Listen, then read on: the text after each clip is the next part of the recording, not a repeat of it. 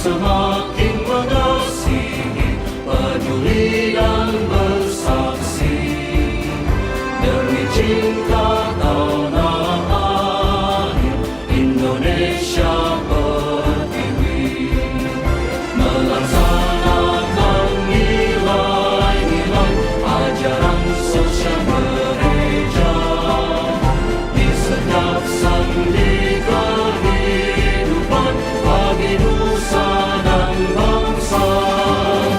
Berdirilah teguh, jangan bergoyah, dan giatlah selalu dalam pekerjaan Tuhan demi kemuliaannya. Bunda Maria, Santo Yusuf, doakanlah kami.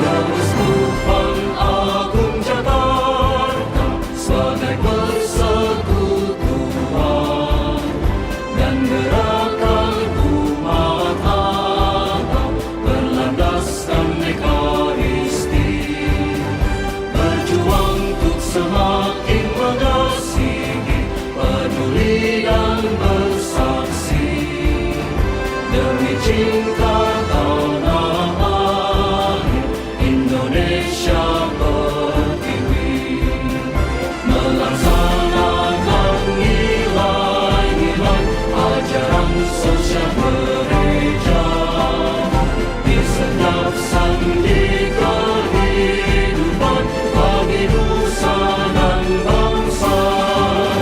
Berdirilah teguh, jangan bergoyah, dan giatlah selalu dalam pekerjaan Tuhan demi kemuliaannya.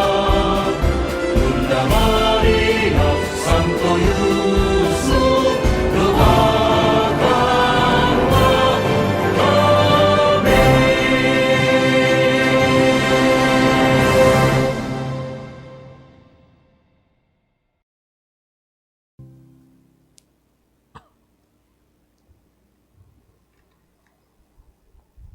Saudari-saudara yang terkasih, pernah menjelang Natal saya memberi retret kepada pasutri junior, mereka yang usia perkawinannya belum sampai 10 tahun.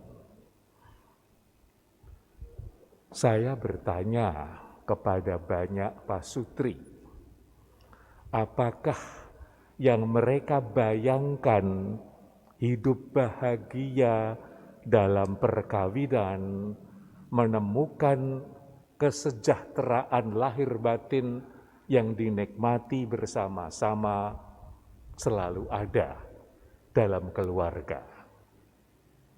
Suami istri saling memandang, ada yang tersenyum, ada yang meletakkan jarinya dalam mulutnya supaya jangan bercerita, supaya orang lain taunya baik-baik saja. Lalu saya bertanya lebih spesifik, lebih khusus lagi. Ada yang pernah sakit hati dalam hidup berumah tangga, dan ada 1-2 yang mengatakan ya. Ada yang sepanjang perkawinan selalu merasakan bahagia, semua baik-baik saja. Mereka tidak menjawab lagi. Tetapi setelah dicairkan dengan dinamika kelompok, akhirnya pasutri-pasutri muda ini mengakui bahwa dalam keluarga yang mereka jalani bersama, segala sesuatunya tidak selalu baik. Saya mengingatkan mereka akan janji perkawinan mereka. Masihkah Anda semua ingat? Dan hampir semuanya ingat. Karena dalam janji perkawinan mereka mengatakan, saya setia kepadamu dalam suka dan duka, saat sehat dan sakit, di saat yang baik maupun buruk. Rupanya dalam kehidupan perkawinan selalu terjadi hal-hal yang seringkali berlawanan ini. Tidak pernah kita menemukan sebuah keluarga yang sempurna. Paus sendiri seringkali dikutip karena kata-katanya sungguh kena pada keluarga-keluarga. Tidak pernah ada suami yang sempurna. Tidak pernah ada istri yang sempurna. Tidak pernah ada orang tua yang tidak pernah melakukan kesalahan. Tidak pernah ada anak-anak yang selalu membahagiakan orang tuanya. Tidak pernah ada mertua yang selalu membuat menantu-menantunya bersukacita. Kita hidup senantiasa dalam keluarga dengan segala keterbatasannya. Kita hidup dalam sebuah masyarakat yang juga mempunyai keterbatasan-keterbatasan. Pemerintah kita hebat, tetapi kita juga sadar tidak semua hal bisa dilakukan. Dan kita tidak mungkin bercita-cita mengenai sebuah negeri di mana segala kekurangan tidak pernah terjadi. Negeri yang dipikirkan sempurna biasanya menjadi negeri yang tidak toleran, lalu mudah melakukan hal-hal yang berlawanan dengan kemanusiaan demi cita-cita yang tidak nyata, tidak real itu. Hari ini kita dengarkan dalam Injil hal-hal yang tampaknya berlawanan. Padahal itulah yang terjadi dalam kehidupan kita. Ada dua bagian dalam Injil.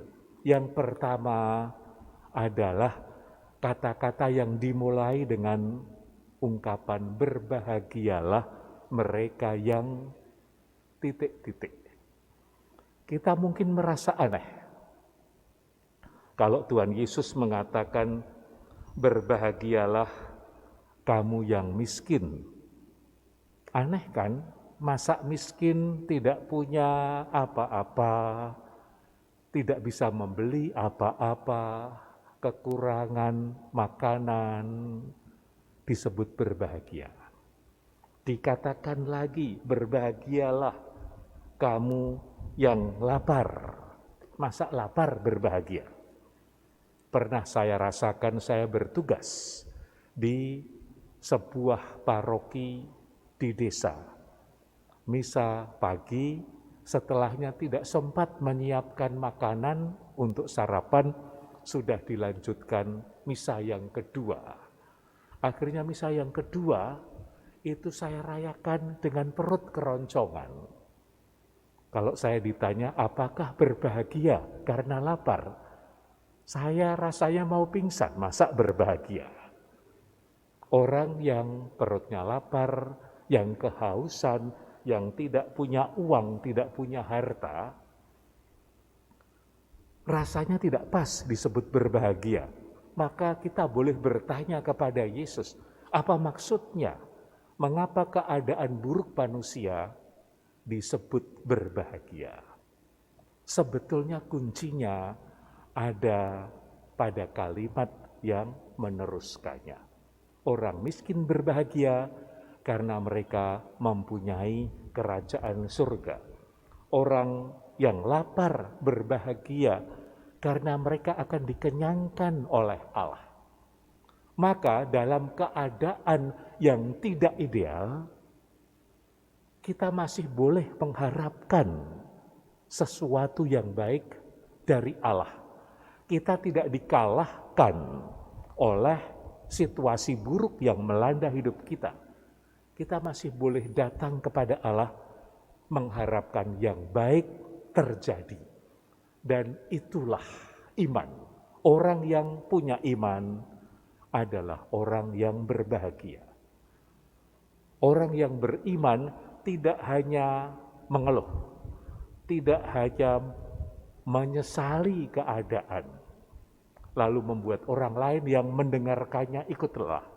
Orang yang beriman selalu mampu mengharapkan kebaikan dari Allah.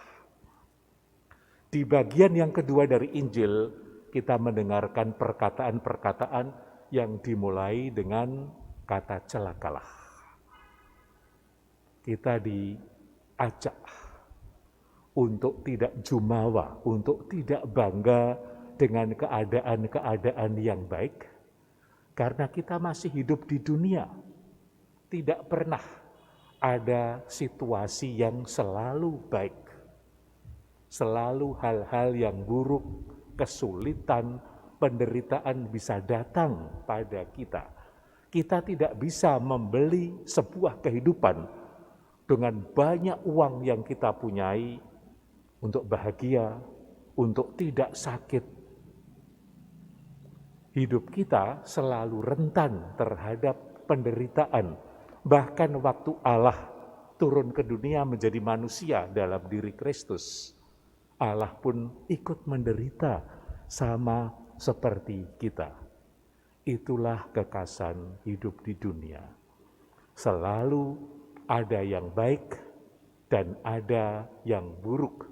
Kalau kita ada dalam keadaan yang buruk, kita diminta untuk sungguh mewujudkan iman dengan mengharapkan yang terbaik dari Allah, dengan bekerja keras, dengan sebuah sikap untuk tidak kalah terhadap segala kesulitan dan tantangan dalam hidup kita.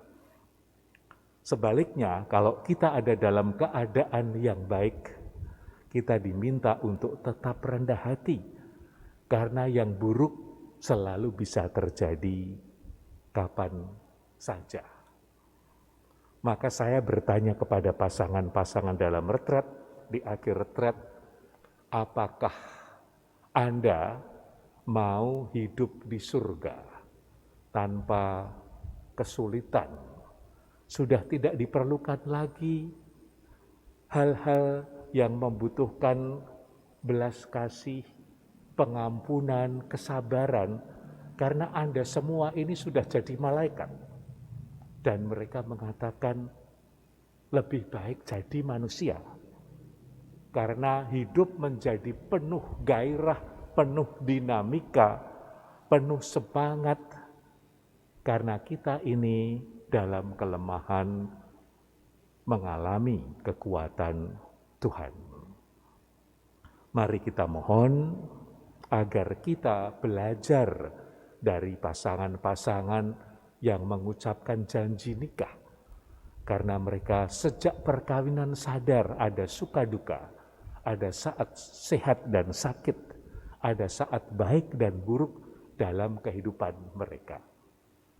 Bersyukurlah kita sebagai manusia mengikuti Tuhan Yesus yang mengajarkan kepada kita dalam kelemahan, kita selalu boleh mengharapkan kekuatan dari Tuhan. Dalam perayaan Ekaristi ini, sebelum komuni, kita biasa berkata, Tuhan, saya ini tidak pantas. Bersabdalah saja, maka saya akan sembuh. Berhadapan dengan Tuhan yang maha sempurna, pasti kita tidak bisa bersaing dengan kesempurnaan Tuhan. Kita hanya bisa merunduk dan merasa tidak pantas. Karena Tuhan yang ada di hadirat kita, dialah yang membuat kita pantas. Pada saat kita mengalami banyak kesulitan dalam hidup kita, kalau kita sadar Tuhan ada di hadirat kita, kita boleh mengharapkan kekuatan yang dicurahkannya untuk menyertai perjuangan hidup kita. Tuhan memberkati kita.